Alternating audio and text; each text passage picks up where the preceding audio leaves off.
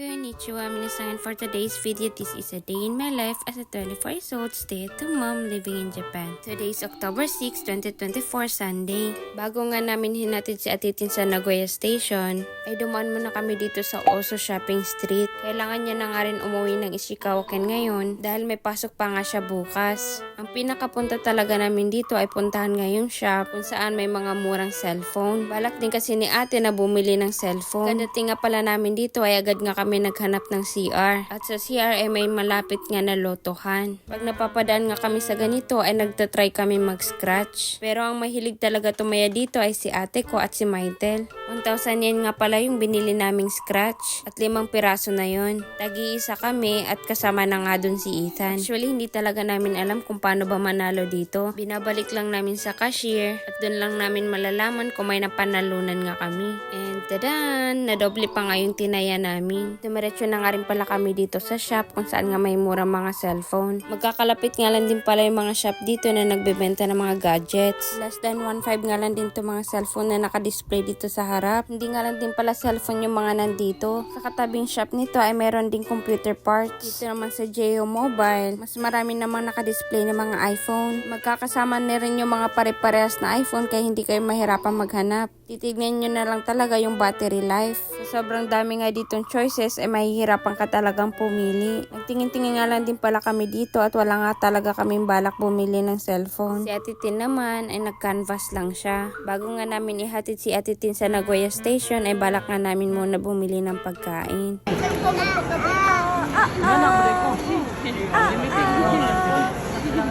Para magamit mo yung computer mo doon.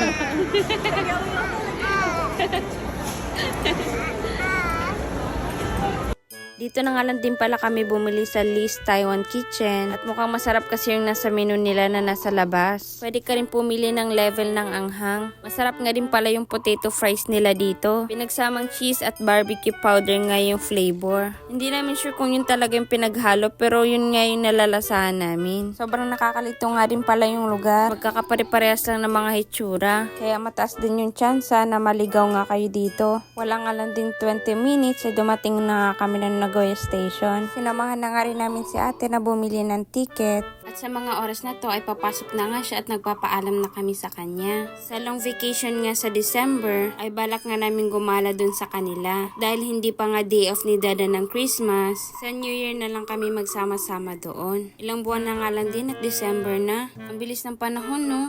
Parang kailan lang din na pumunta kami dito ni Dada. Dito kami sumakay ng bus papuntang Ishikawaken. 5 years na rin yung nakalipas. Ibang-ibang vibe talaga pag nasa city ka. Ang tataas na mga building nakakalula. At dahil nandito na rin naman kami sa Nagoya, ay balak namin mag-ikot-ikot muna bago kami umuwi. At nandito na nga kami ngayon sa Noritake Garden. Yung garden na to ay may malapit nga na Ion Mall. At sa loob ng Ion Mall, merong famous na bookstore kung saan may magandang ang view. At mahalin tulad ko nga siya sa famous sa Korea na bookstore. Pagkadating nga pala namin dito kanina, nagkamali kami ng parking. At doon kami nagparking sa private area. At dahil malapit na nga doon yung entrance ng garden na to, ay nauna na ako nag-ikot para nga masilip yung garden na to. At sila naman ay naghanap ng parking doon sa loob ng Ion Mall. Pumasok na nga din ako ng Ion Mall para nga salubungin si Dada. Susunod na nga lang din si Maitel sa amin at nagsi-CR nga siya sa mga oras na to. First time ko nga lang din nakita si Ethan na naglabas nga ng dila ng ganyang katagal. Bumalik na nga rin kami dito sa garden para tumambay at mag-picture-picture. Mainit pa rin pala sa mga araw na to at kakasimula lang ng autumn dito. Sobrang ganda nga din pala ng garden dito. May fountain din. Pagkatapos namin mag-picture ay balak naman namin pumasok na sa loob ng Ion Mall. At nadaanan nga namin tong bilihan ng mga baso, plato, na mga set. Sobrang syala nga din ng mga gamit dito. Ang mamahal nga din pala ng mga to. Mga collectors nga lang din ang mga bumibili ng mga ganito. At ito na nga yung bookstore na sinasabi ko kanina. Tsutaya Bookstore nga yung pangalan. May nakasign nga din pala dito na bawal mag-picture-picture. Pero meron pa rin mga gumagawa.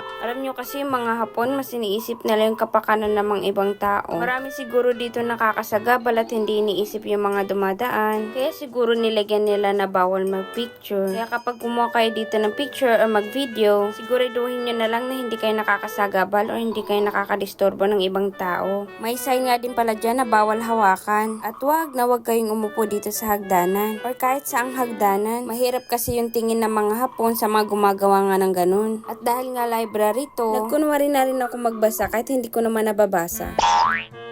Nakailang akyat baba nga din pala ako dito para makuha nga yung video na to na ako lang naglalakad. Marami-rami nga rin magagandang mapuntahan dito sa Nagoya. Pero next time na lang namin pupuntahan. Pagod na rin kasi yung mga kasama ko kaya pagkatapos nga dito ay nagsiuwian na nga kami. Pati nga si Ethan pagod na rin at naupo na dito sa gilid. Ipamimigay ko nga pala tong iPhone 7 na to at nasa comment section nga yung rules kung sino pagbibigyan ko nito. And that's for today's video. Thank you for watching. Matane!